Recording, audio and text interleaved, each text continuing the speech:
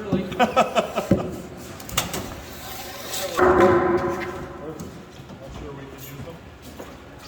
Okay, so I'll stay on top, get a guy on each side. Yeah.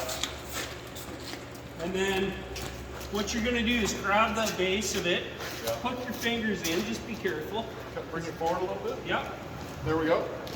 And then you're going to grab the ear. The ear or the under the neck or the ear? Either one you want. The ear's a really good spot too. Not that heavy. Nice. Cool. Cool. And there we are. Well, let's bring him in and we can close the door.